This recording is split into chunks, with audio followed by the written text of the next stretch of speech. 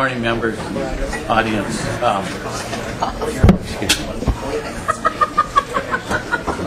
Good morning. I'd like to bring the Environment, Energy, Natural Resource Committee to order. Members, we're going to convene this morning until our regular time at 10 o'clock, and then we will, our plan is to reconvene tonight when session is over, and we will, if we don't get done by 10 o'clock, we won't go past 10 o'clock tonight. We'll come back tomorrow morning at 8:15. At 9, excuse me. I guess on Fridays we don't start as early. But I'm hopeful that we will finish today, even potentially, maybe we can get through this morning, but I've been overly optimistic before. Why don't we first, Representative Quam, will you move the minutes of our previous meeting? Mr. Chair, yes, I'd like to move the minutes. Discussion to the minutes. All those in favor say aye. Aye. Opposed, nay. The minutes are adopted.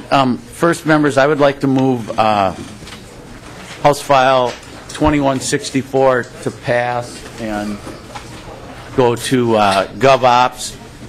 There is the A1 amendment to get, I'm sorry, first we have the DE1 amendment, and then after we adopt that, I would like to adopt the A1.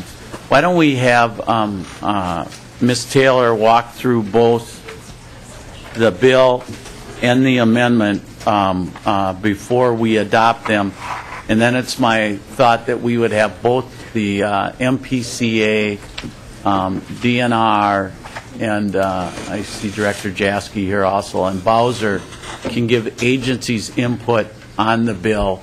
A lot of it is agency stuff.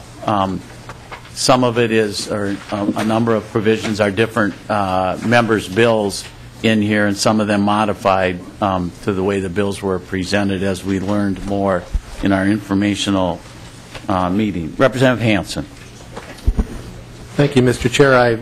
I noticed last night the amendments, and we have a huge amendment here, so I was just wondering who was going to speak for the trees. The bill just keeps getting bigger and bigger and bigger. Representative Hansen, both Representative Dill and I speak for the trees, and we like trees, and the more trees, the better. And in this bill, we do a number of things, including creating a children's forest, which is for the trees.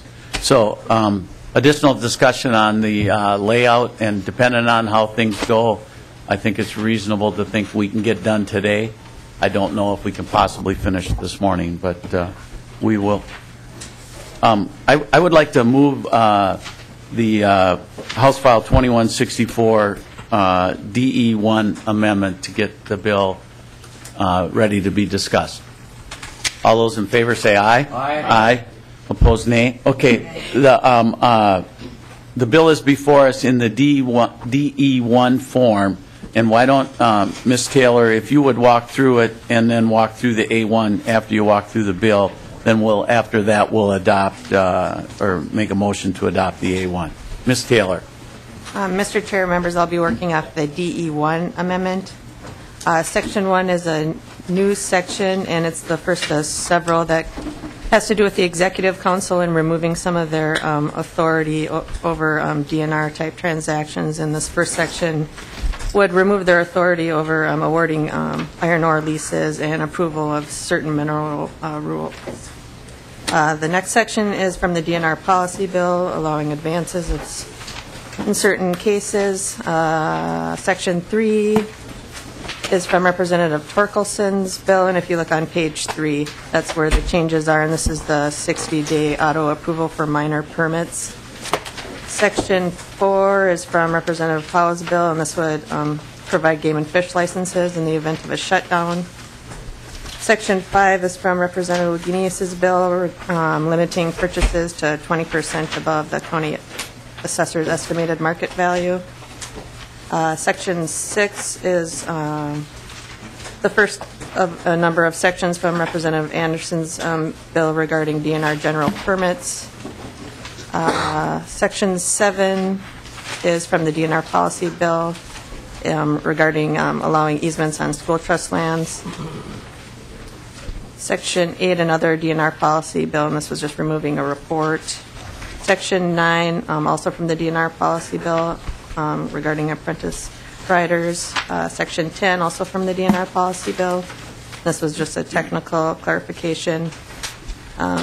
Section 11 and I think also 12, these are additional sections, but they're requested by the DNR regarding some AIS technical clarifications that they had wanted. Then moving to Section 13 on page 10. This is another section from the DNR policy bill regarding AIS.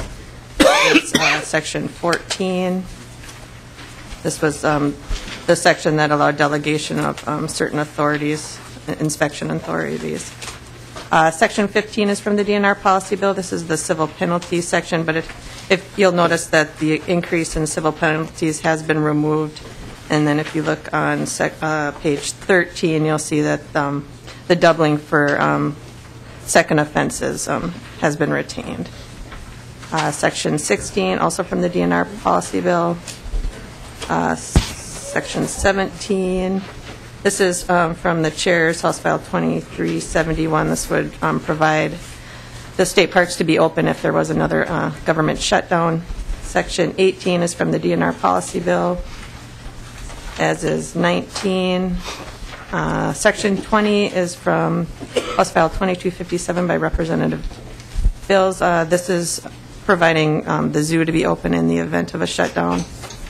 Section 21, also from the DNR policy bill. This is the AIS prevention program. You'll notice that the requirement to actually have the trailer decal has been removed, but the program is retained. Section 22, this is a technical clarification from the DNR policy bill. Section 23 on page 17, this is another section regarding the Executive Council, and this would remove their approval authority over certain timber sales. Section 24, this is from the DNR policy bill. This is from the lands article. This would allow them to sell lands bordering water. Section 25 on page 18 is kind of a combination of a DNR policy provision from the lands bill and then some new language from the regarding the Executive Council removing their approval of certain leases. Section 26 is another section on the Executive Council. This moves their authority to award certain mineral leases in conjunction with the DNR. As is Section 27 also removes their approval of certain iron ore and taconite leases. On page 20, Section 28, another Executive Council. Actually, these three sections are, and they all remove various authorities and approvals over iron ore leases. Section 31, this is related to the Executive Council, but it allows the DNR to establish a filing fee for certain non-ferrous and other mineral leases outside of iron ore. And then Section 32 requires them to establish rental rates as well regarding those leases. Section 33 is another section from the DNR's General Permit Authority bill. Section 34 is another DNR policy provision. It's a technical clarification. Section 35, another section from the DNR policy bill on VHS.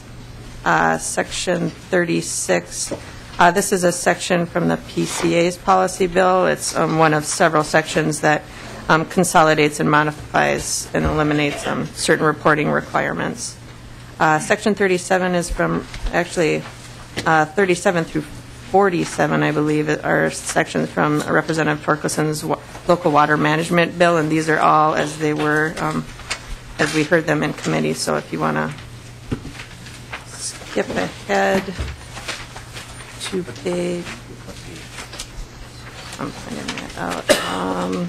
It'd be at the bottom of page 28. And this section 48, this is from McElpatrick's bill, and this is the section that removes the deed restriction requirement for certain wetland restorations on ag lands. And you'll see the section's sort of long, so we'll skip ahead to Section 49. This is the de minimis section, and you'll notice that there has been some changes, and this is some compromise language. Section 50 is also from Representative McElpatrick's bill, and this is as it was introduced. This is about the new wetland baking program option. As is Section 51, this is about the Federal Clean Water Act and working with the Corps and the EPA. Section 52 is another section from the general permit, as is 53. On the bottom of page 35, Section 54, this is from Representative O'Driscoll's bill, as is Section 55, and this is the compromise language we heard on Tuesday.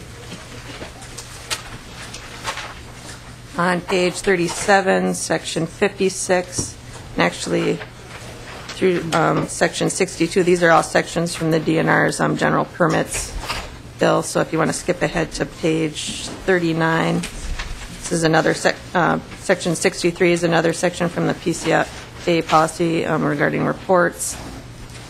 Section 64 is from Representative Torkelson's bill regarding the water quality standards. Section 65 is another PCA policy provision regarding reports. Section 66 is the section from Torkelson's bill on the dedicating the PCA fines to the general fund rather than the environmental fund. Section 67 is another PCA policy provision regarding the reports. And Section 68 also has some more reporting, as is 69 and 70 on the 43.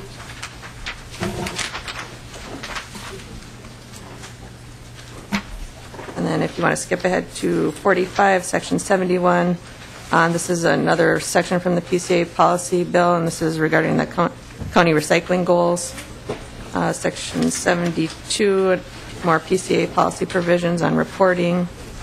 73 and 74 as well. 74 also removes authority from the PCA to the public safety for that program.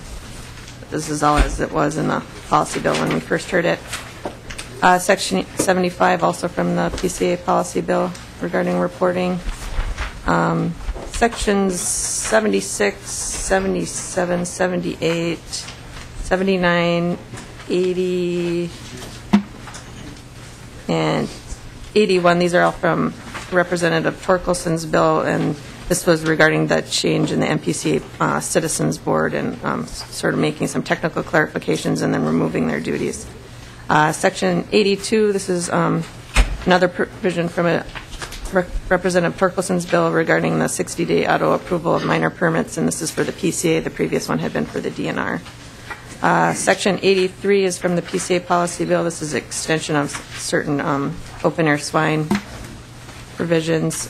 Section 84 is another, and so is 85 sections from the PCA policy bill on reporting. Section 86, there's a technical provision from the PCA policy bill, and then there's also some new changes. And if you want to go to page 53, lines 53.18 and 53.20 is the first of those, is providing another option for RGUs to publish notice in newspapers rather than waiting for the EQB monitor for EAW notices. And then if you want to skip ahead to page 55, there's some additional new language. This is allowing for joint hearings when an EIS required, as part of the project, there's permits that are required from 2 or more agencies. And then on page 56, Section 87 is from Torkelson's bill on duplicate permit information. Sections 88 and 89, these are PCA policy provisions regarding reporting, as is Section 90 on page 57 and Section 91 as well.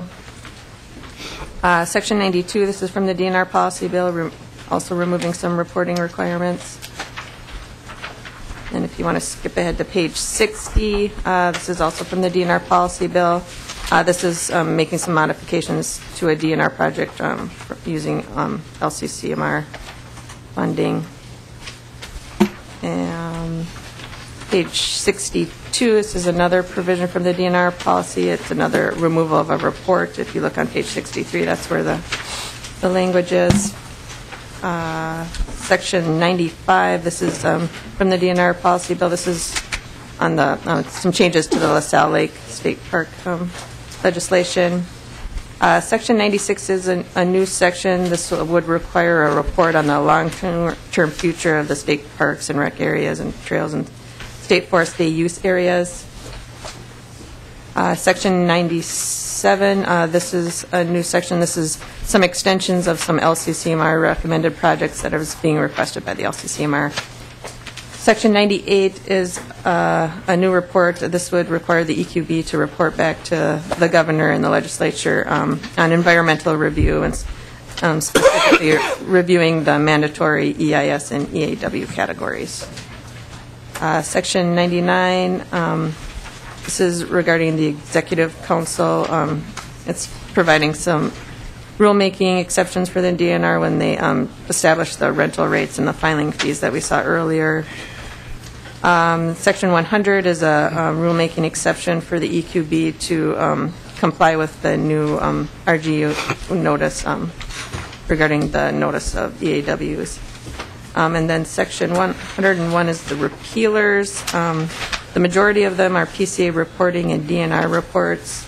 There are a few new ones which I'll go over. If you look on 6629, 86B.81 subdivisions 1 and 2, that's actually a technical error, and you'll see in A1 that those will be taken out. But on line 66.31, laws 2011, Chapter 107, Section 105, this removes the temporary enforcement regarding the boat AIS rules decal that was passed last session. And then 116.02, subdivision 6 and 7, this is from Torkelson's bill from the Citizens MPCA Board. And then 103G.705, this is from the DNR policy bill regarding a loan program.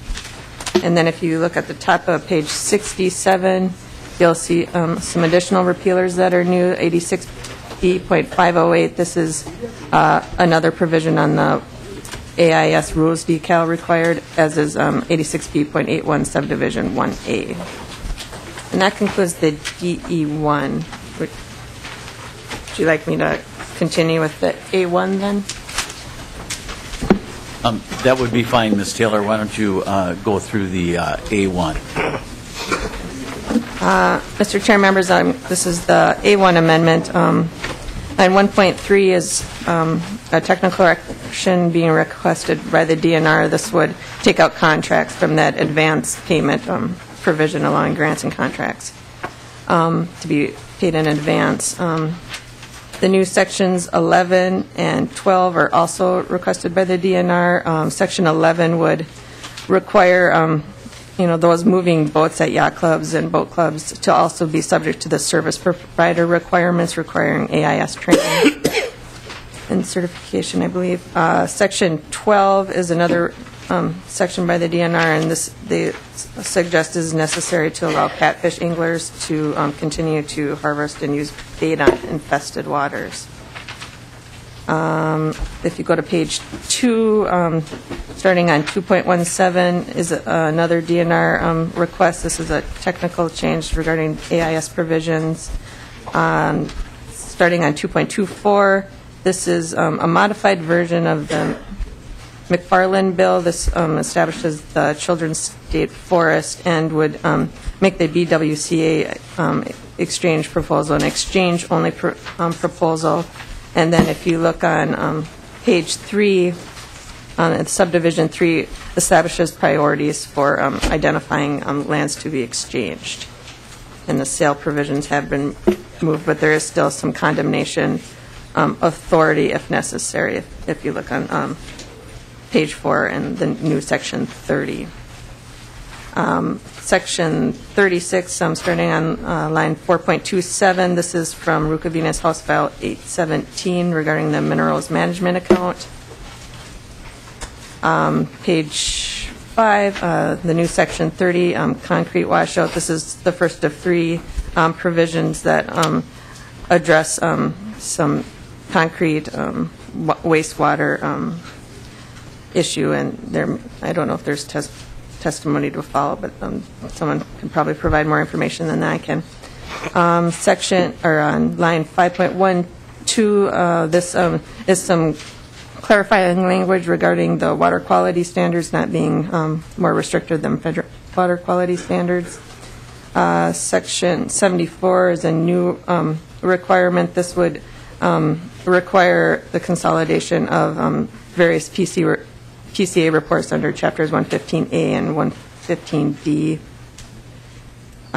Section 91, this is another one related to that concrete provision.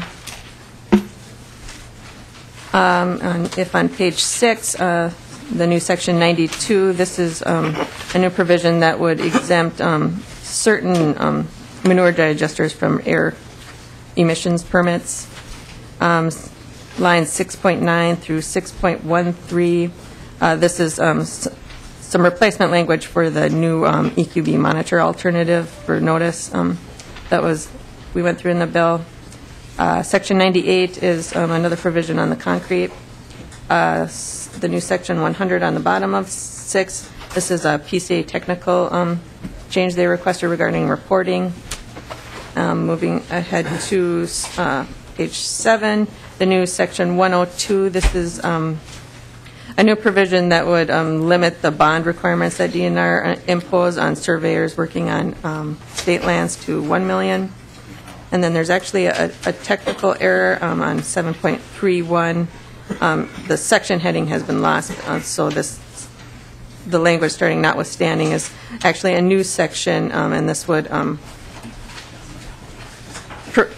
has to do with the beneficial reuse of wastewater provision and providing some additional flexibility for Elk River in that program. And then on the bottom of page 7.36, this is the repealer fix that I had mentioned when we were reviewing the repealers. And that concludes the A1 amendment, and then I can provide you a technical fix for that section heading that I just mentioned. Thank you, Ms. Taylor. Good job. It's always good that somebody can explain it that understands it.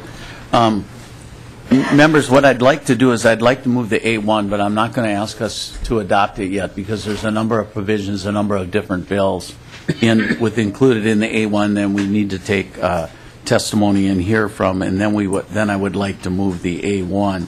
I think questions to that point. Representative Hansen. Thank you, Mr. Chair. Well, I think it is good to have testimony on some of these things that have just appeared overnight. There's been no bill.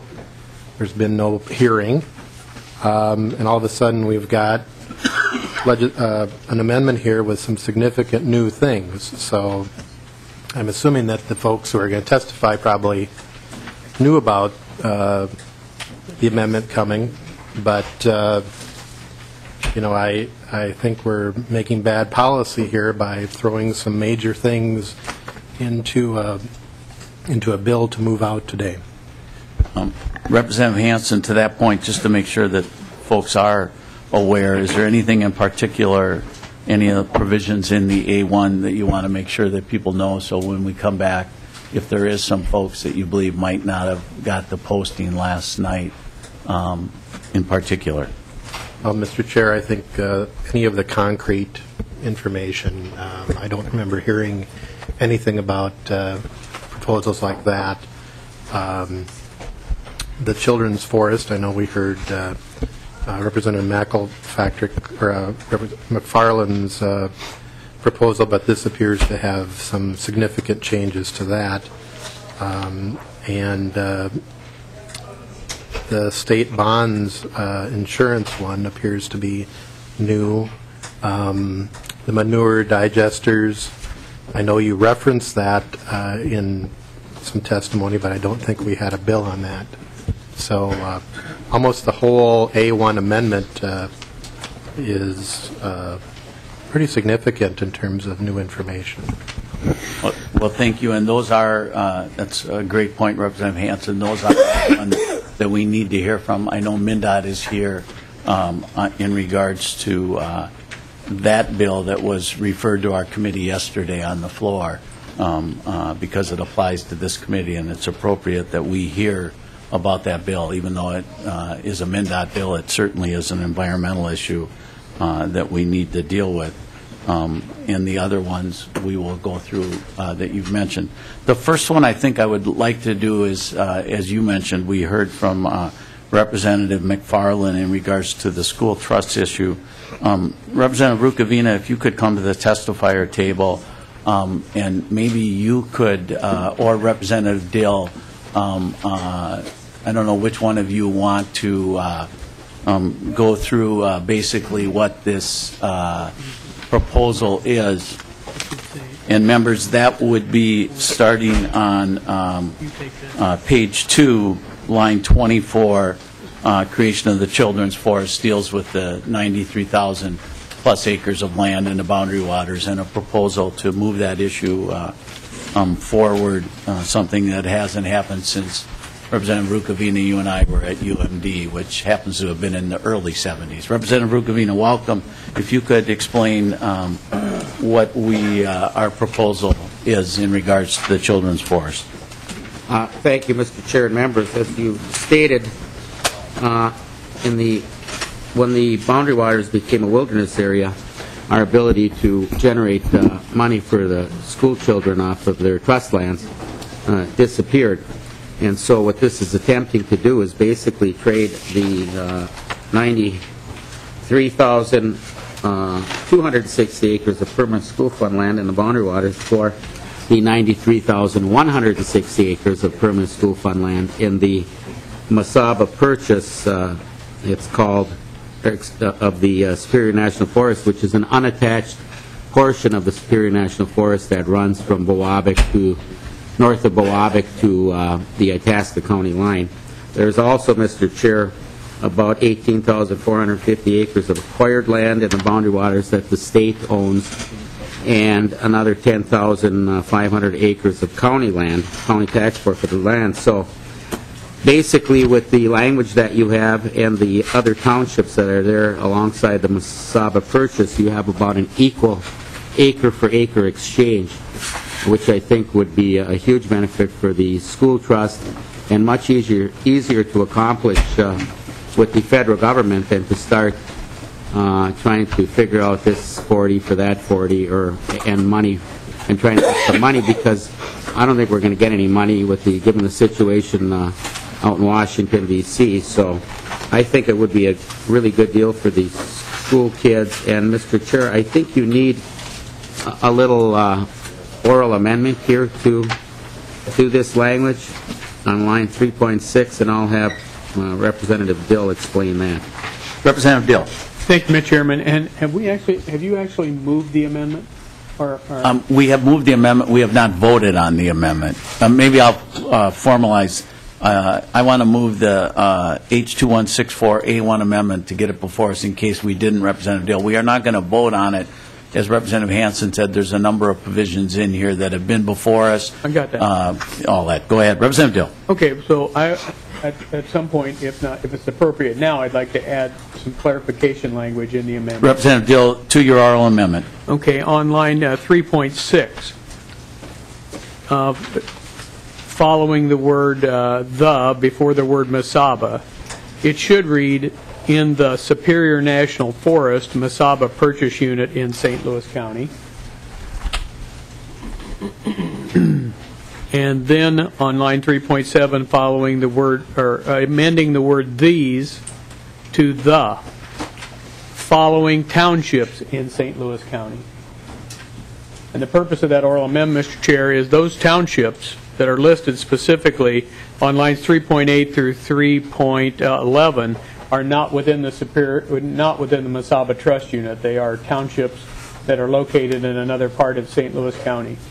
So it should read, when it's finished, line 3.6, starting with the word following, which is in the document already, following areas in the Superior National Forest Mesaba Purchase Unit in St. Louis County in the following townships in St. Louis County. Trying to clarify that these townships are separate from the Mesaba Purchase Unit. And I asked Ms. Taylor then if she understands the purpose of the oral amendment. Ms. Taylor, to Representative Dill's oral amendment. Yeah, Mr. Chair, I do understand. Thank you. Would you- Questions to Representative Dill's oral amendment? That was a snafu that I thought we got it fixed, but in the effort to make sure the public saw this last night, we missed that. Representative Rukavina, were you done? I'd like to bring testifiers down at this point if you're done.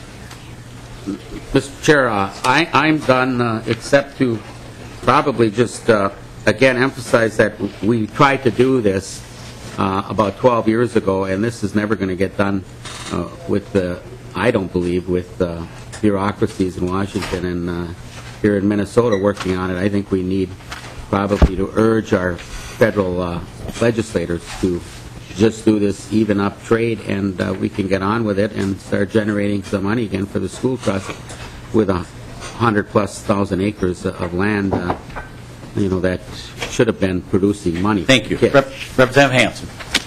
Thank you, Mr. Chair.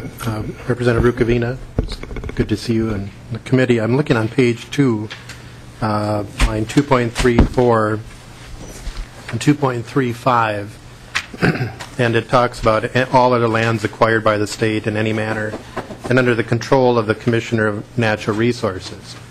And the amendment, the DE1 amendment that we're amending this bill to, also takes authority away from the Executive Council, the elected Executive Council of the state, and gives it to the DNR, an appointed Commissioner of DNR relating to minerals and leasing and those things. So I want to know your comfort level with giving expanded authority to the Commissioner of DNR rather than the Executive Council.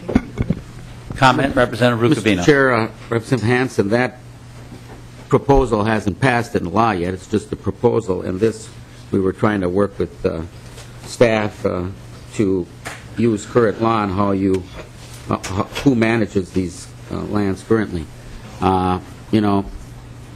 Representative Hansen, I've been trying to tell people around here for 26 years that the school kids were getting shortchanged, and that the DNR was not being a very good trustee. How that shakes out is a whole different issue, but this issue here has been around for well over a decade, and the fact of the matter is for over 40 years now, those lands have generated no money for the school trust, and I think the only way to address it is to put something in statute and then talk to our federal legislators. And Representative Rukavina, just to clarify, you said they have generated no money. I believe they generate hundreds of dollars from the permits that the canoers get. Don't they send a few bucks to the state for those permits? Mr. Chair, I don't believe so, but maybe you could ask some of the canoers on the committee. I skied into the Boundary Waters 2 weeks ago, and I didn't pay any money to the school trust, but I think I skied across a couple islands that belong to the kids. Thank you, Representative Rukavina. We're going to go next to Representative Dill, and I believe Mr. Tuma or someone would like to come down and speak. We can start with them. Representative Dill. Well, thank you, Mr. Chair, and thank you for the ability to just speak to the amendment as a whole. If you'll remember my testimony on Tuesday regarding the bill that was before us, I expressed great concern about taking money for the land, or at least for part of the land. And this is to work in a different direction, this amendment. I really am not 100% satisfied with how this lays out, frankly, because I believe the Constitution says that we are to trade lands for equal value. And I'm not sure that at the end of the day, when this is completed, that we will in fact end up with equal value, at least in my eyes. Maybe in the minds of the court, they will feel that we have. So I feel that this is a big movement on the part of myself and Representative Rukavina, representing our communities and our legislative districts, and I'm willing to go forward with this. That is the brief reason that there's the condemnation provisions in the bill, so that eventually, likely, a court will look at it and decide if it meets the Constitution or not. Thank you, Representative Dill. And Representative Dill, I'm not sure I incorporated your oral amendment into my proposed A1, so I want to do that at this time. And Ms. Taylor has that in writing. Mr. Tuma, to the part of the A1 that's the children's creation of the children's forest. Welcome. If you could identify yourself for the record. Mr. Chairman and members, my name is John Tuma. I'm here on behalf of Conservation Minnesota, also the Friends of Boundary Waters. I serve on their policy committee for them, and frankly, I think we're here on behalf of most of the environment and conservation groups in the state of Minnesota on this topic. We have been working closely with individuals to try to find a meaningful, workable solution to this for years. This isn't easy. I mean, I've heard some people say, well, if we can get the bridge across the St. Croix, we can do this. Well, it's a big different game here, folks. There's no motivation in D.C. to push this, and by sending this message, what you're doing is essentially going backwards. I spent most of my life negotiating contracts and settlements as an attorney, and what you're doing essentially in the parlays of negotiations with the federal government, who has the upper hand here, is basically saying, I'm poking you in the eye, and what they're going to do is walk away from the table. You're not moving this forward by doing this. This does not make good sense. I know what you need to do, Representative Dill, and I know what you need to do, Representative Rukavina. I know you need to represent your constituents. I get that. But you're moving backwards. This has been around a long time, Representative Rukavina. I think you wanted to trade property down in Rice County, if I remember, for some of your land up there, or turn my area into a wilderness. I think that's what it is. And so I understand this has been around a while. I understand the need to try to make the statements here at the state capitol. But I can tell you, if this becomes law in the basic common parlays of negotiation, you're just poking them in the eye, and you're going to move backwards. And so we would really advise you not to go in this direction. I know this is difficult. We've been trying to work with you.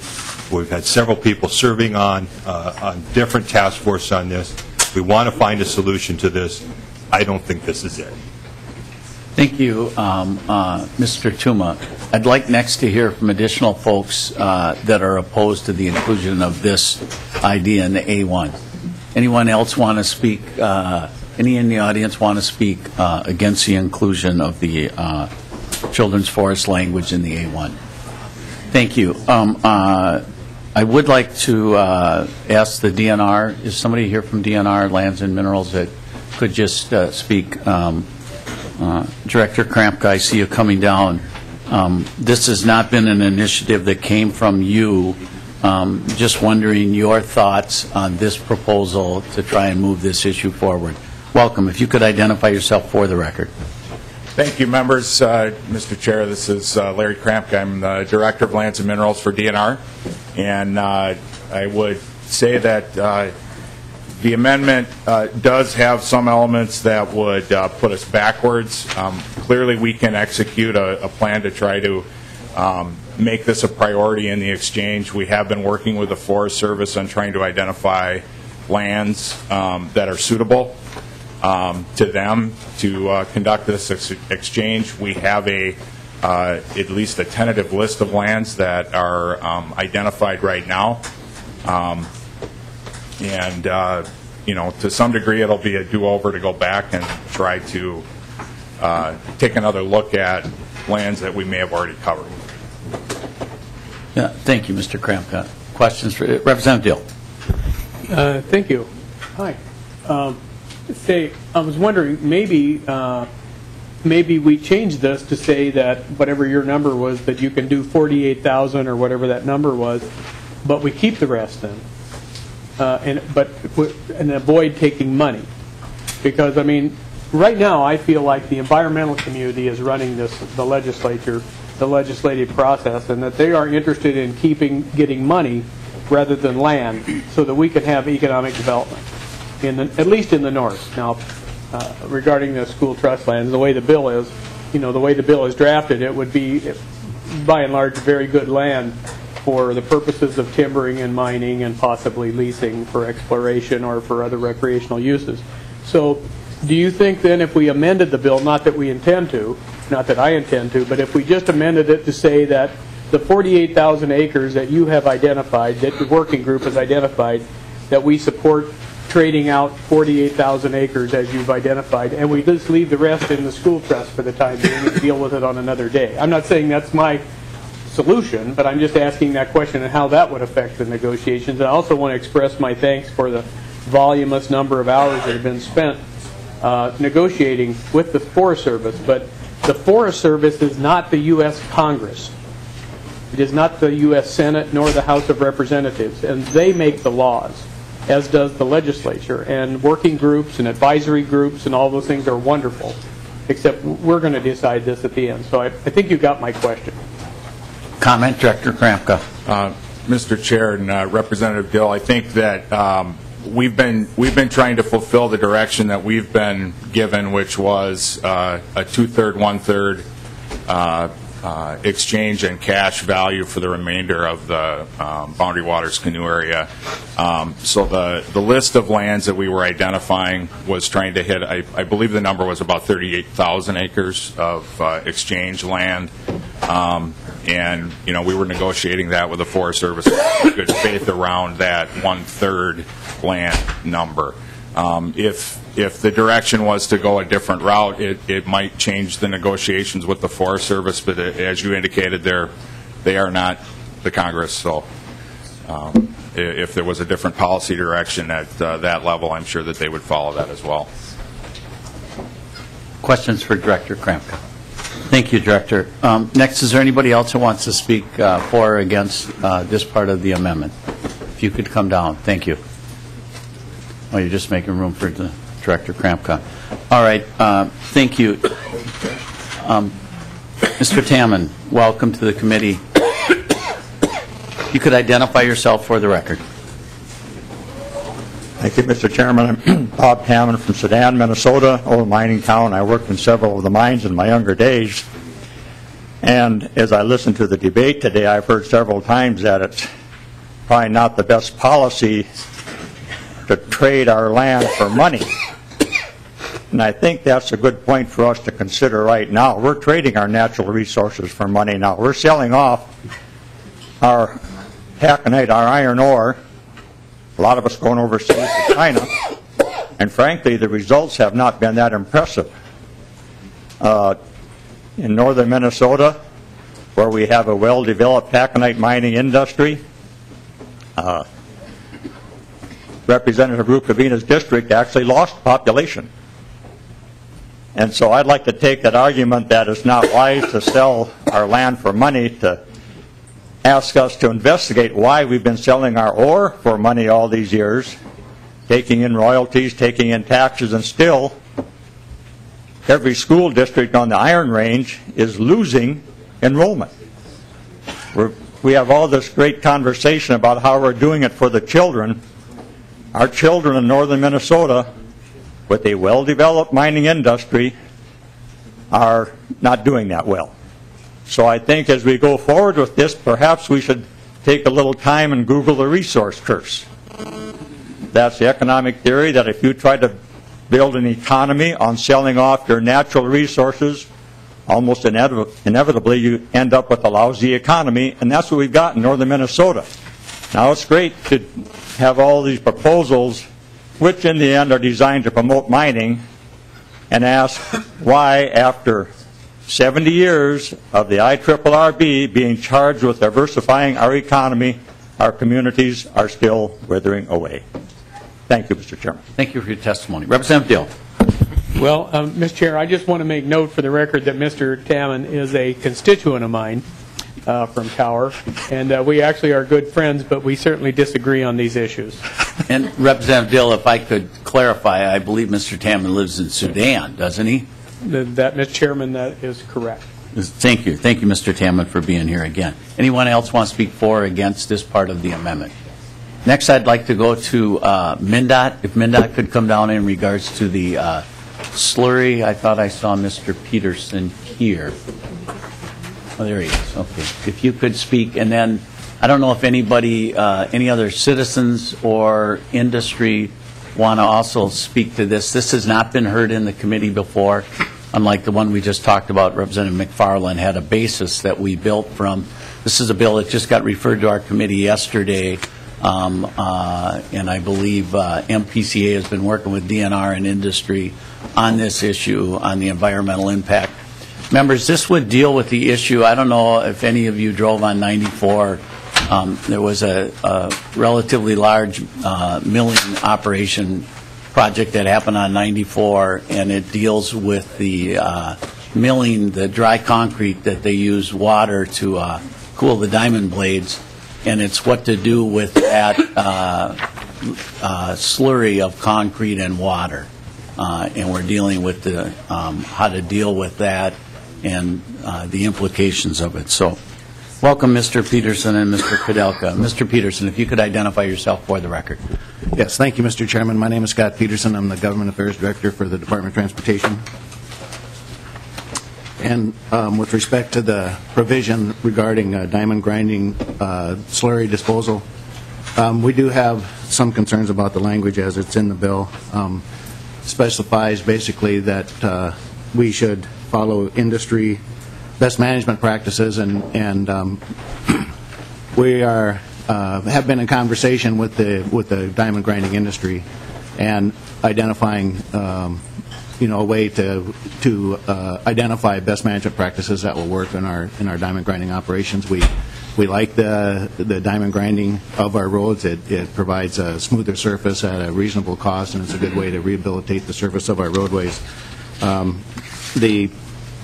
The sections earlier in the bill, Section 70 and Section 91, remove some of the barriers that we had seen in the management, in the requirements for management of the waste that previously had MnDOT requiring that the waste be basically disposed of in a landfill, collected and disposed of in a landfill. And so with those two provisions, if they were to remain in changing the way that that waste is regulated, then we're down to identifying best management practices for management of the waste on the construction site, and so we'd like the opportunity to continue to work with the industry and identify mutually agreeable ways to move towards those. Well, thank you, Mr. Peterson, and we had a similar issue a couple days ago. So, again, my office is 375, so if the industry wants to come forward and testify, we are glad to hold this bill over until tonight to get the right language in there so it doesn't leave with the wrong language. So if, Mr. Kudelka, you got comments at this point? Sounds like we need to work and continue to meet today so when we come back tonight that this issue can be resolved, unless, Mr. Peterson, you're telling me that it's just a matter of sometime in the next 49 minutes you can get a solution. That opportunity is also there. Mr. Peterson. Mr. Chair, it might take longer than 49 minutes to come to some agreement. Welcome, Mr. Kudelka. If you could identify yourself for the record. For the record, my name is Kirk Kudelka. I'm the Legislative Director with the Minnesota Pollution Control Agency. And I would like to just, for the most part, echo the remarks of MnDOT. We have been working together on this along with the industry to find a solution to it. If disposed of improperly, we do have clean water pollution prevention concerns. As DNR mentioned, they had concerns on structural integrity. So we are working with the industry, the three of us, on best management practices that I think will drive the legislative language. Those discussions on best management practices are still ongoing. It's not something I believe will be resolved by tonight or tomorrow's hearing. We're continuing to work on that. At this point, it is correct that there does need to be changes to the solid waste definition to allow for this to be done in a manner that is protective of the environment and also road structure integrity issues. Thank you, Mr. Kudelka. And to clarify, we'll do it just like the Minnow one. We'll move the amendment the way it is, and if you folks can work with industry to change some of the language, we would be interested in adopting your changes. If we don't get that done, it'll be off to GovOps with the way it is. That's my anticipation on it. Does anyone want to speak? There were some questions to these gentlemen. Representative Hansen, then Representative Purcell. Representative Hansen. Thank you, Mr. Chair. Mr. Peterson, how much of the concrete that's in the roads, what's the percentage that are made with fly ash? Mr. Peterson. Mr. Chairman, Representative Hansen, I'm afraid I don't have that number available. I can get that for you. Representative Hansen. And Mr. Chair, Mr. Peterson, is there any bottom ash that's used in concrete in Minnesota? Mr. Peterson. Mr. Chairman, Representative Hanson, again, I'm afraid I'm not that familiar with the composition of our concrete pavement, but I can certainly get that information for you. I do know that we have used fly ash in our concrete pavement. Representative Hanson. Thank you, Mr. Chair. Mr. Kudelka, are there any research reports or analysis on the effect of diamond grinding on fly ash-based concrete, either for safety measures for the employees that are doing that or the impact of the slurry on the surrounding environment? Mr. Kudelka. Mr. Chair and committee members, that's something that we're working with MnDOT and the industry to look at the research to develop those best management practices. Those are some of the things we're looking at as what are the components in it for the clean water protection and prevention efforts. Representative Hanson. So, Mr. Chair, I think it's going to be a little hard to come up with a conclusion within the next few hours. There's some very big issues here depending on the source of the concrete and what the components are and what the impact is related to solid waste or other type of waste that we may be dealing with. Representative Purcell.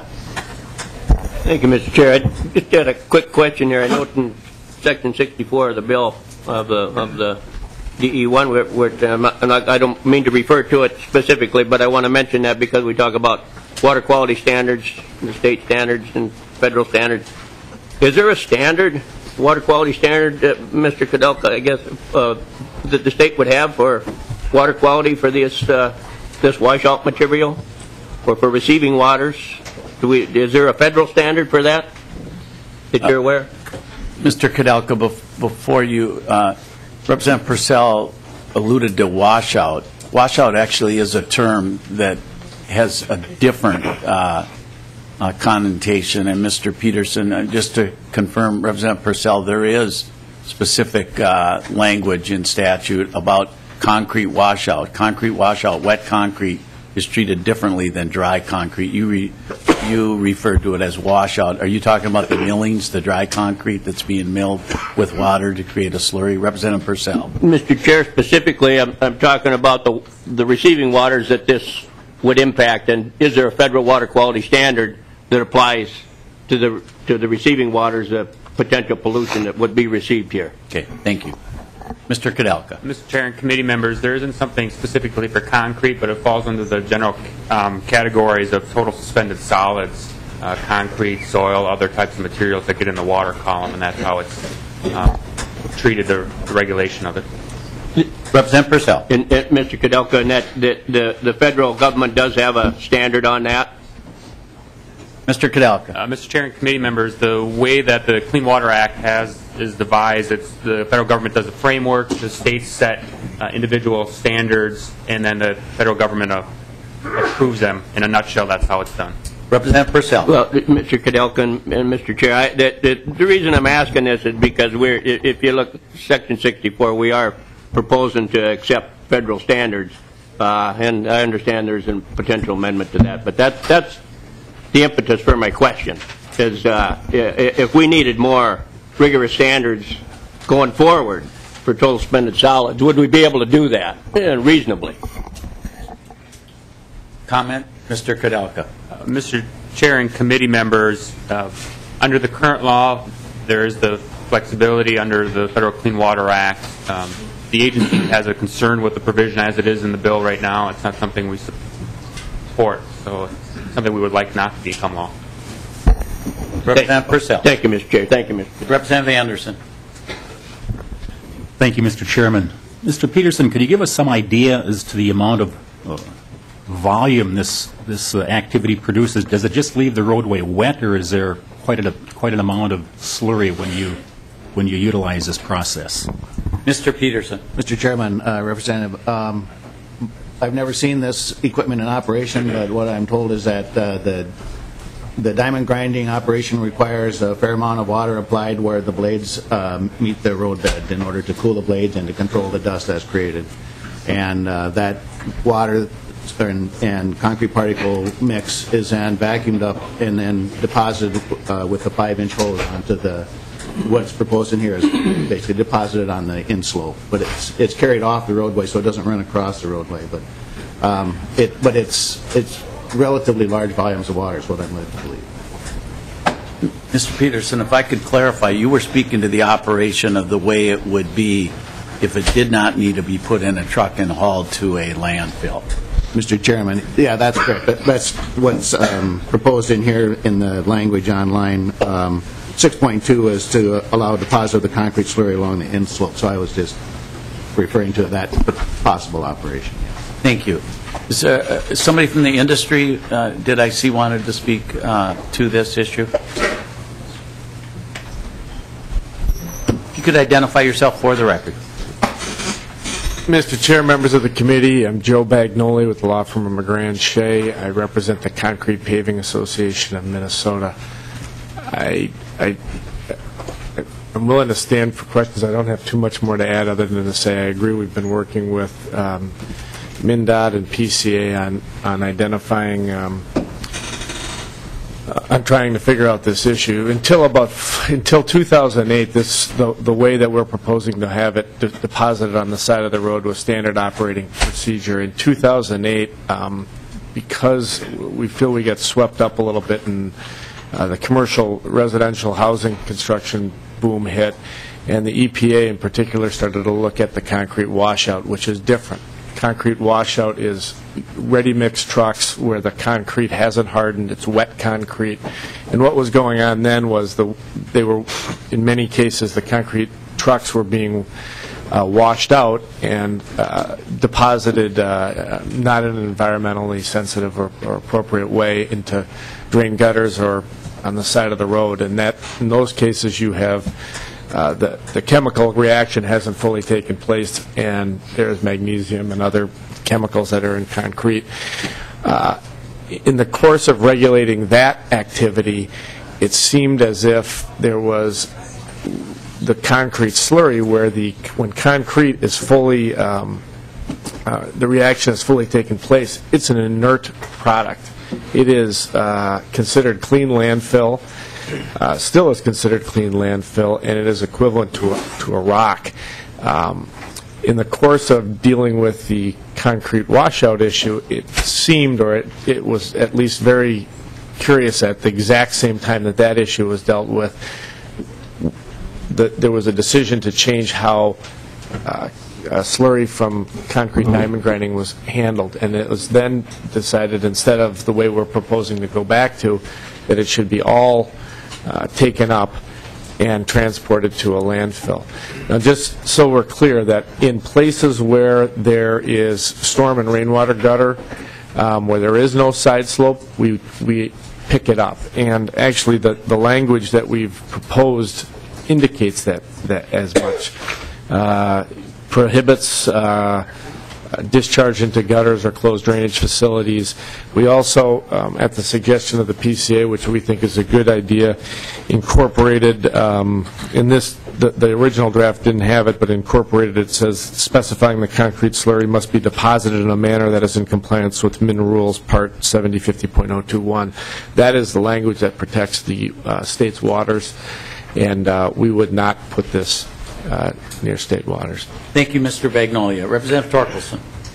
Thank you, Mr. Chair, and thank you, Mr. Bagnoli. You said in the past it was common practice to deposit this material on the roadside. Were there examples of an incident where this material caused some water quality issues? Mr. Bagnoli. Mr. Chair, Representative Torkelson, I am not aware of any. I guess I would look to PCA or MnDOT. I'm not aware of any. Thank you. Representative Torkelson.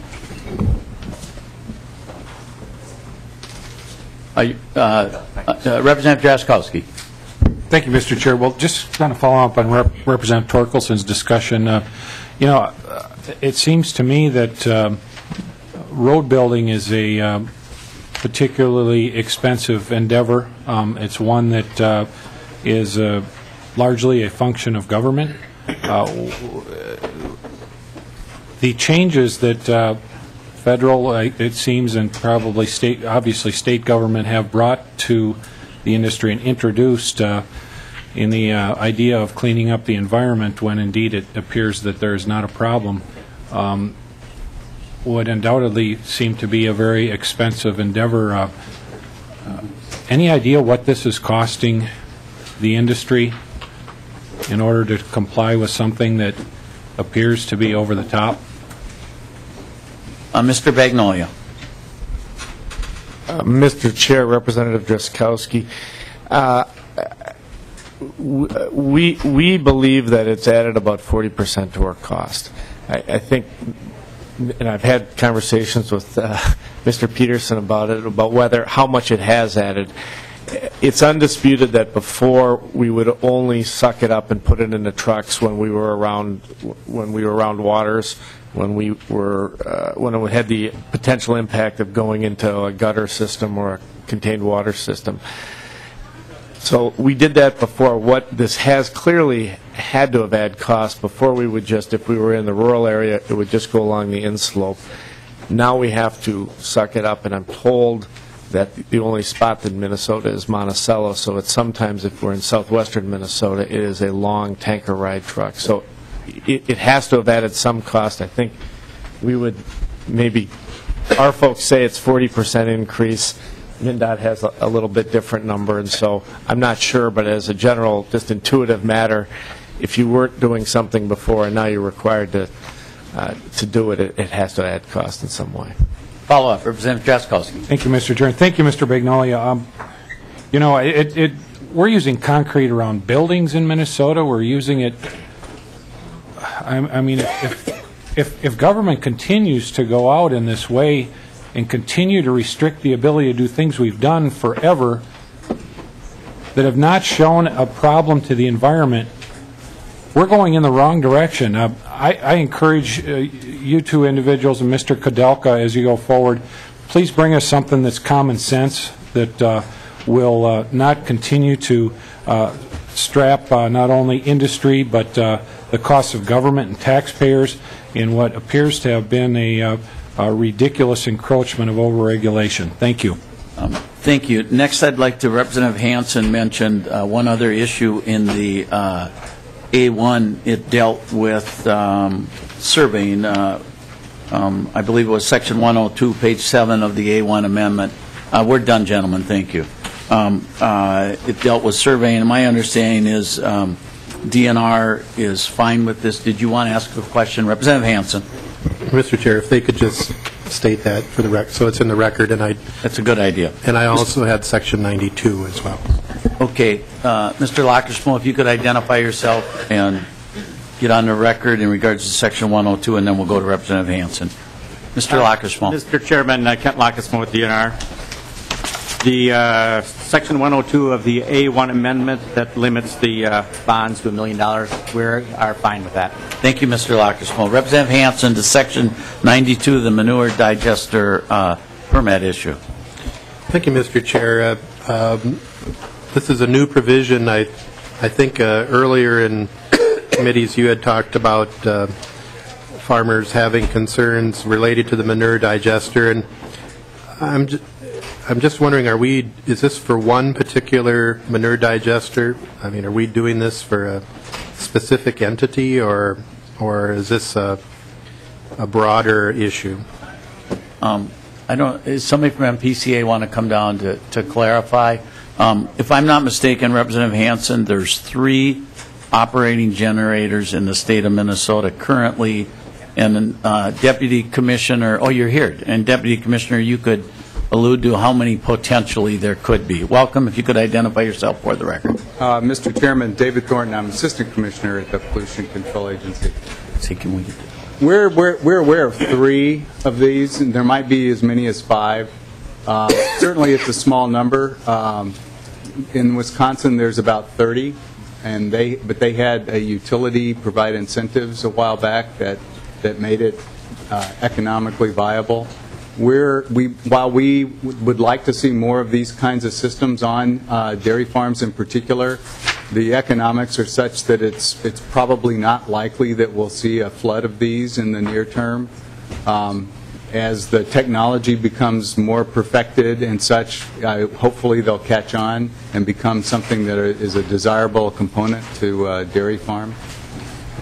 Deputy Commissioner, you're going to need to tell folks, the audience, and folks watching us on TV, what are these generators? Where are they at? What are they doing? Because I don't think people know what we're talking about. Mr. Chairman, we're talking about some fairly large dairy operations where they take the manure from the lagoons and put them into a closed system that digests the manure and converts it to methane gas that is then burned in a engine to generate electricity.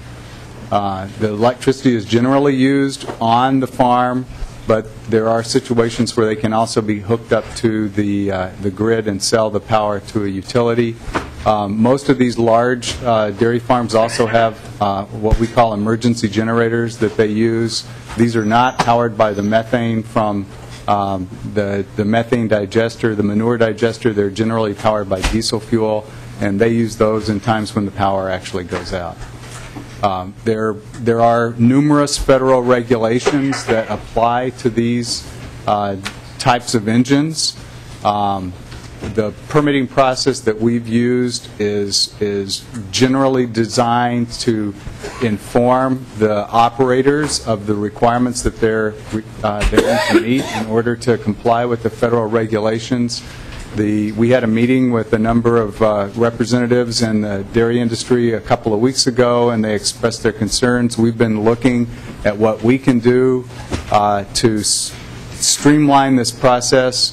The approach that we were going to suggest is registration permits. There are a couple of changes in rules that need to be made for that to work out. But this approach that's in this amendment can also work. It's just that we want to make sure that the dairy farmers that are pursuing this understand that there are federal regulations that they're expected to comply with and need to be aware of. Representative Hansen. Thank you, Mr. Chair. Well, I visited one of these manure digesters, and I seem to remember a sign showing tens, if not hundreds of thousands of dollars of public money that has gone into these through grants, either through the federal government or the state government. And I would think that under a contract to receive federal money or state money, there should be some acknowledgement by the recipient of the subsidy that they need to follow state and federal laws. It wouldn't be something brand new. Can you give us some idea of how subsidized each of these digesters are, and if there's a requirement or arrangements where the local utility has to purchase electricity from them? Commissioner Thornton. Mr. Chairman, Representative Hansen, I don't know the answer to either one of those questions. I'm sorry. Well, if you could get that for us, Deputy Commissioner, in regards to the subsidy, why don't you also include the information on Wisconsin where it is subsidized by the utilities over there, and they're now have substantially more of these machines than these engines than we do. Representative Hansen, follow up. Yeah, Mr. Chair, there could be a subsidy by the ratepayers. There can be subsidies by the taxpayers. Subsidy and then exemption. Subsidy and exemption. I heard Representative Drazkowski earlier talking about federal government involvement. If the federal government's going to give money, or if the state government's going to give money, I would think that the public would expect that folks follow the laws, and we don't have to come back to statute to exempt them of requirements when we give them subsidies. Director Thornton, we will work with you to find out the answer to the subsidy when we come back tonight in regards to the three facilities that do operate these. And again, to let folks know, these are engines that are creating renewable energy from cow manure. They are capturing the methane gas instead of letting it go up into the air, and they are running what I call like a diesel engine that is not run by diesel, it's run by cow manure, and I'm using the nice word there, which is a great, great idea, and we're trying to work with these people. They have told us, actually, instead of running the engines, they can just torch the methane gas up into the air, and they don't need any permit. So instead of capturing that gas, creating renewable energy, which many of us in 2007 worked real hard to pass legislation to help that, And now we're telling them they need to spend $60,000 a year to monitor the air from the engines instead of torching it. We don't want them to torch the gas. We like this idea of, and then they apply the manure. The manure doesn't even get spread up in the air like our traditional way of watching farmers spread manure, which is the way we would normally see it. They inject it into the ground through a piping system, and it never has to be in the air. It's really cool technology. And so, Representative Torkelson, you know it a lot better than I. Representative Torkelson. Thank you, Mr. Chair, and thank you, Mr. Thornton, for being here. In general, how long have these generators or engines been in place? When were they installed? And I know they vary from location to location, but in general, has it been for the last year or for a number of years? Mr. Chairman, Deputy Representative Torkelson, I don't know the answer to that with respect to these dairy farm operations, but there are generators all over the state, at hospitals, at schools, and in all kinds of situations where people need emergency power if there's a power outage. The difference between these is that the emergency generators generally are run on diesel fuel, and these generators, engines connected to the methane digesters are essentially running on natural gas made from the manure from dairy cows. Representative Torkelson. Thank you, Mr. Chair. I believe, Mr. Thornton, that at least some of these engines have been in place for a long time. Aren't you aware of that? Mr. Chair, Representative Torkelson, some of them have been there for a while, yes. And when they were first installed, did they go through all the necessary permitting requirements to be permitted for operation? Director Thornton. Mr. Chairman, Representative Torkelson, no, they didn't, because we didn't know that they were there, and the operators were unaware that there was a need to get a permit. Representative Torkelson. Thank you, Mr. Chair. Well, I'm a little confused. I believe they did go through the necessary permitting process that they were aware of at the time. You may have discovered some hidden air permits that you were not aware of and they were not aware of and have now been trying to enforce. This seems to be a little out of line. But let's move to another topic. I believe there are a number of these operating in Wisconsin. Are you aware of that? Commissioner Thornton. Mr. Chairman, yes, we understand there's 30 or so in Wisconsin. Representative Torkelson. Thank you, Mr. Chair. Mr. Thornton, which EPA district are Wisconsin and Minnesota located in? Commissioner Thornton. Mr. Chairman, Region 5, which is located in Chicago. Representative Torkelson. Thank you, Mr. Chair. And are there different rules for different states? The rules are the same, Mr. Chairman, the rules are the same for all the states. States implement them differently. We've been looking at, since we met, we looked at a number of states. The states with the most generators on dairy farms are places like, as we mentioned, Wisconsin, California, Idaho, New York, Vermont. In the upper Midwest, Wisconsin's the only state that has a significant number of these. We looked at the states around us and how they regulate them. There are different approaches. In Wisconsin, they have a fairly aggressive or rigorous permitting approach. Texas has a three-tiered permitting approach that they use for these facilities. In Iowa, the statute exempts these from having to get a state permit. But again, whether or not they're exempt from the paperwork, there are federal regulations that apply to these facilities, and they would be expected to meet them. And there's nothing that we can do with state law or state rules that would change that. Representative Torkelson. Thank you, Mr. Chair. Just one more question. How long has this difficulty been a problem? Commissioner Thornton. Mr. Chairman, I'm not exactly sure how to answer that question. I do know that one of the farms we've been talking about has been involved in permitting issues with us for some time, and that's been a source of frustration for them. Commissioner Torkelson. We're going back and forth to us. Representative Torkelson. Thank you for the raise, Mr. Chair. I could use the money. Define some time. Is this a matter of a few weeks, a month or so? Commissioner Thornton. I don't know specifically, Mr. Chair, but I would say many months would be the answer I would give you. I would take that to be more than Representative 150 days, then. More than 50 days. 150 days. More than 150 days, yes, sir. To clarify, Commissioner Thornton, we've met with you and the Commissioner on this for, I believe, 2 or 3 times over the last year in an effort to resolve this issue. Part of the basis, if I'm not mistaken, centers around rules put in place that were intended to affect the metropolitan area in regards to air emissions, and unfortunately they're being applied in the rural part of our state, if I'm not mistaken, and that's some of the challenge as we go forward trying to deal with this issue. Isn't that part of the history of this issue? Well, Mr. Chairman, not exactly, but close. We obviously are much more concerned about... Commissioner Thornton, that doesn't surprise anybody in the room that I didn't get it right, but I was close. Commissioner Thornton. Mr. Chairman, we are much more concerned about the emissions from these kinds of facilities in the metropolitan area and in areas where there are significant numbers of people, because the concentration of emission sources just results in a situation where the air quality isn't as clean.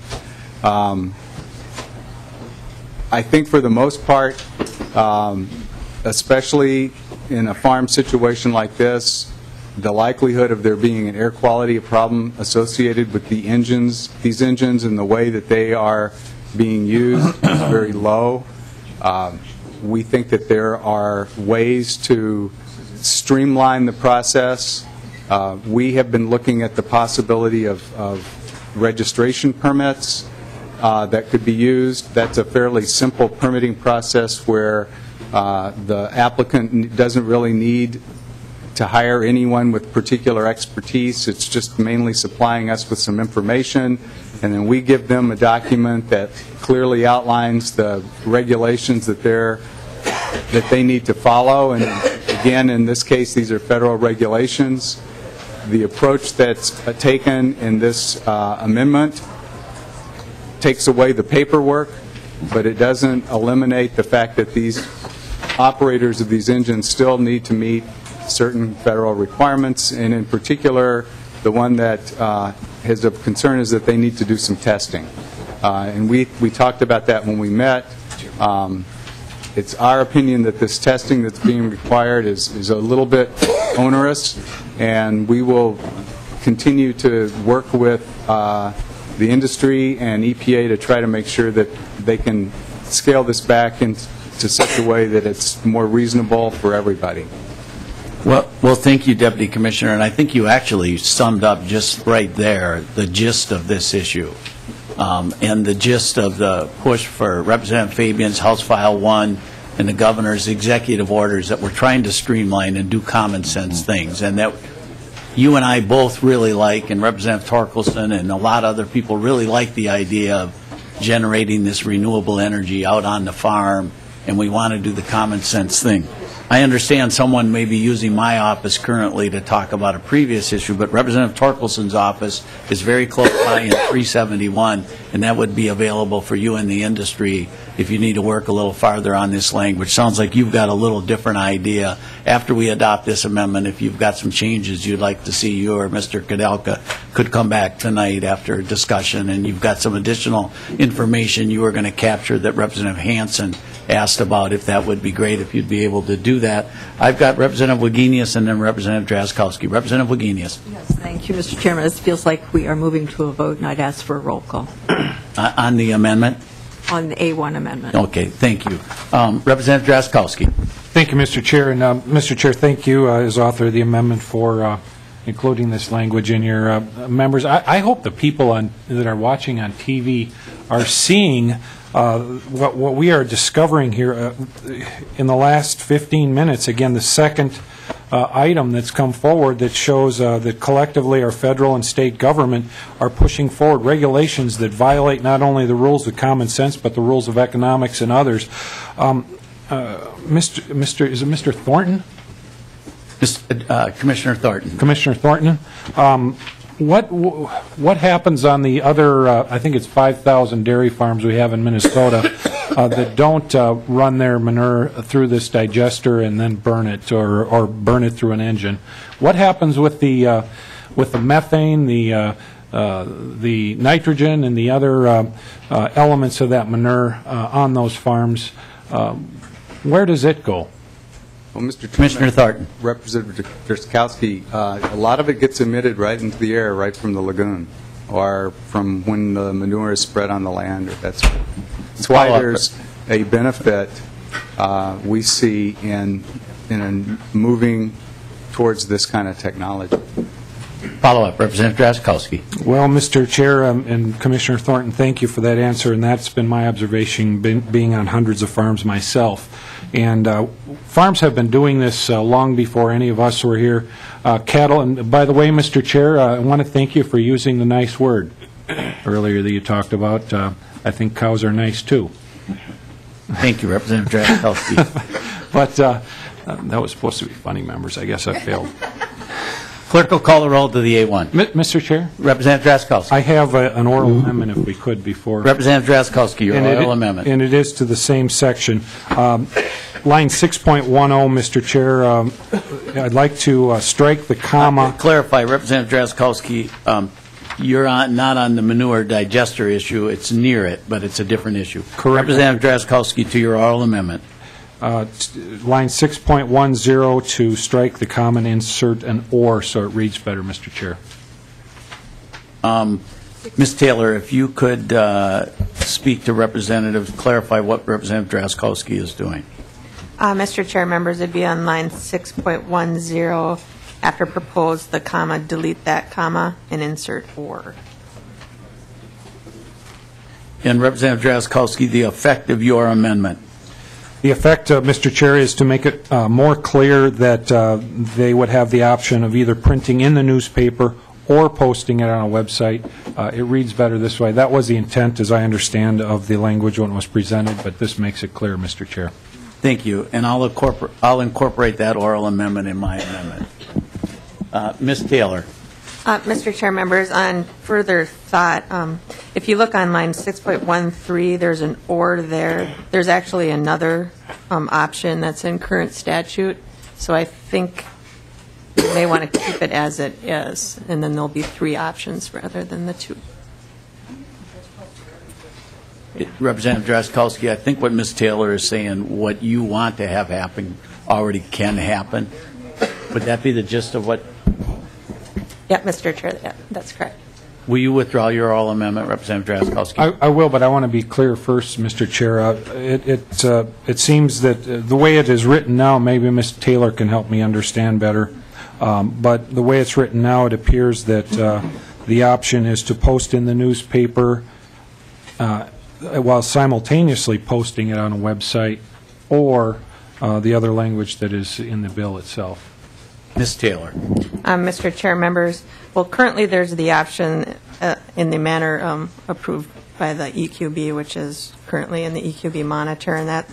So if you're adding 2 additional, so the or on 6.13 would, we're just listing 1, 2, or 3. So kind of simplify, you're allowing the newspaper, the website, or the manner that's in current law.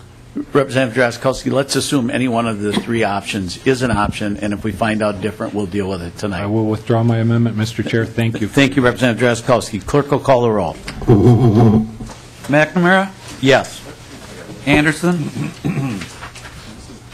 Beard? Aye. Dill? Yes. Drazkowski? Yes. Fabian? Falk? No. Hackbarth? Aye. Hancock? Aye. Hanson? No. Hilty? No. Knuth? No. Purcell? No. Quam? Aye. Scott? Aye. Torkelson? Aye. Wagenius? No.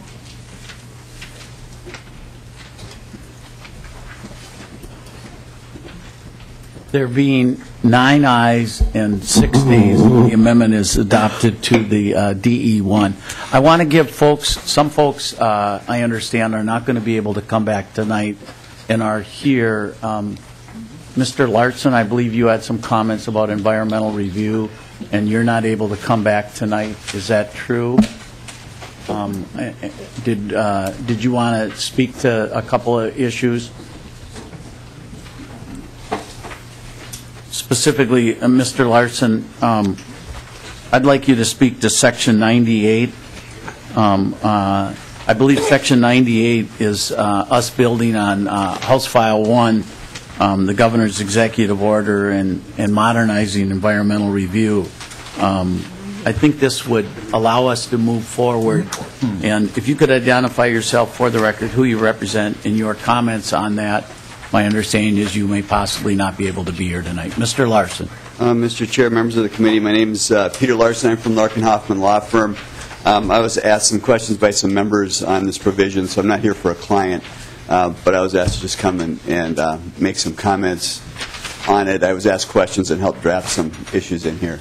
And could you direct me to a page number? I was, it's page 65. Mr. Chair, members of the committee, I was just asked to talk a little bit about the mandatory categories that are in here. This provision would provide for compilation and review of some information on mandatory categories that are currently in rules. And the history that I was asked to provide is that most of these mandatory categories were created in 1982. In 1980, the Minnesota Environmental Policy Act was changed significantly. It really was made to look like it does today. There were some significant changes. In 1980, the legislature asked the EQB to identify projects that were required to do an EAW, required to do an EIS, or perhaps exempt from environmental review. And what you see in law today, or in the rules today, is what was created in 1982 after the legislature asked in 1980 for that to be done. An example that I have of why these maybe should be looked at, and I certainly wouldn't suggest that lots of them should be eliminated. This is really an information gathering process. We had a school up north that was designed as a 98,000 square foot school. Because of community meetings, it changed into a 106,000 square foot school. Because it was in a rural area, it required an EAW. If it had been in a city, it wouldn't have. And so that small change, which kind of snuck up on the proposers, required them to do an EAW. It probably cost them 3 or 4 months. So that's just an example.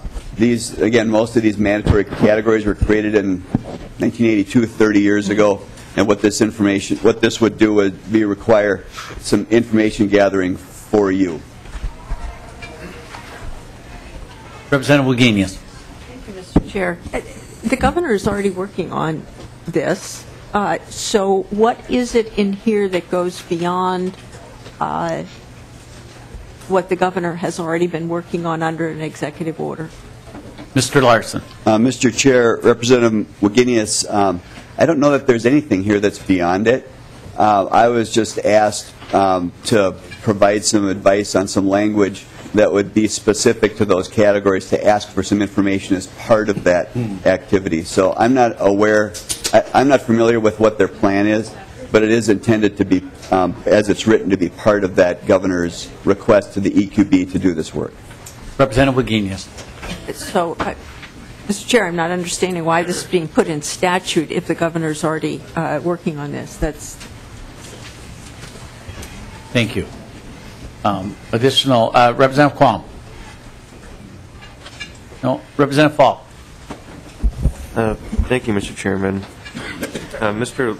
Larson, if you could go to Section 66. I know we talked once before about this. This is the whole controversy with regards to over-enforcement for the sake of padding the department's budget. I mean, it seems like that's kind of a common theme that's often brought up, but I know that you talked about that a little bit before, but I was wondering if in the time that's passed, if you've had a chance to rack your memory anymore, if you could list any instances when you worked at the department or from any commissioners thereafter that have overzealously enforced actions to pad their own budget. Is there any evidence of that? Mr. Larson. Mr. Chair, Representative Falk, I thought about that after I was here before on a different provision, and I have the same answer. If I'm sitting across the table from an agency staff person and they're calculating a penalty, I don't think they're sitting there trying to figure out how to make money to pay for agency programs. But I will tell you without question that there are people out there who know that change took place and believe that fines are being assessed to do that. And I'm not telling you that because it's my opinion. I'm telling you that because that is a clear statement I've heard many times from people in enforcement actions. Thank you. Representative Falk. Thank you, Mr. Chairman. Thank you for that, Mr. Larson. I guess it kind of harkens back to the old saying that I can only tell you the truth. I can't force you to believe it and that when you're dealing with certain individuals. So I just appreciate once again hearing that really there's no evidence to suggest that overly zealous enforcement action is leading to padding or enhancing agency budgets. Time out, Mr. Larson. Folks that are standing in the door, you need to close the door. We're in a committee hearing here. You can't have the door open. You're here for the next committee. It doesn't start until 10:15. Sergeant at Arms will keep people out of the room from going in and out. Representative Falk, I'm going to ask you to repeat your comment again. Sorry for that. Thank you, Mr. Chairman. I guess I was just thanking Mr. Larson for his comments, and the comment I made is with respect to people who feel that the agency is padding its budget through enforcement actions. Sometimes you can only tell a person the truth. You can't force them to believe it, and I think that's clearly the case here. So I do think that this is reinforcing a stereotype that doesn't exist, a section that's put in the bill. Thank you. Additional comments? Representative Hansen. Thank you, Mr. Chair. I was following up on Representative Wagenius's on Section 98, which I think Mr. Larson was here for. And I don't know if there's anybody here from the EQB. And even if there is a directive to be looking at some of these things, I know there's a cost to them. So do we know what the cost of Section 98 is, and would that result in a fiscal note being needed? Representative Hansen, we have asked for a fiscal note, and we have not got it yet. So it's a point well made. Members, I wanted to make one more point. In our packet was an A2 amendment. I don't believe that's intended to be brought forward. In the efforts to make sure that everyone got these amendments posted and such, I believe that amendment won't be offered unless one of the members here leads me to believe differently. So, members, with that, Representative Hansen, we're going to wrap up here just a couple minutes early and go through program questions and to allow the huge audience that's outside to get in the room in time. Representative Hansen. Thank you, Mr. Chair. So that just to be clear, when we come back tonight, the A2, that's the privatizing of public waters amendment that was in our packet. Correct, Representative Hansen. What I was trying to do there was let folks know that may be here just for the A2. I don't believe that was something that I wanted to let folks know. It's not something I support, and I do not intend for anybody to bring that up unless someone here is going to tell me that it's being brought up, and it was my understanding that was not supposed to be here.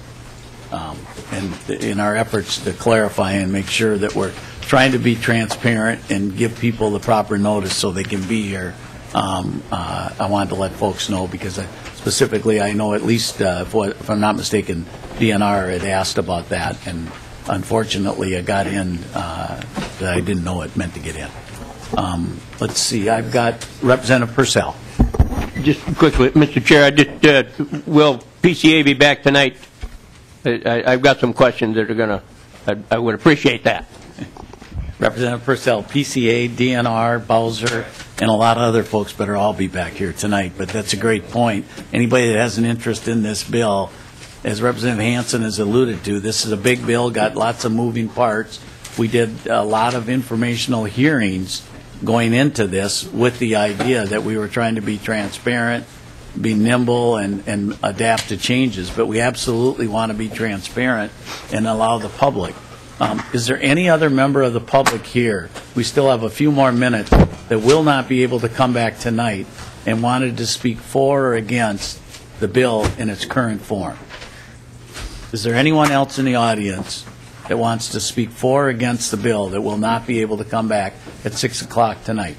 Members, we need to keep all this information in your packet, so you will have it tonight. We have only adopted the A1 amendment to get the DE in the shape I, as the author, would like, and so we've got a lot of work before us tonight yet. Representative Jaskowski.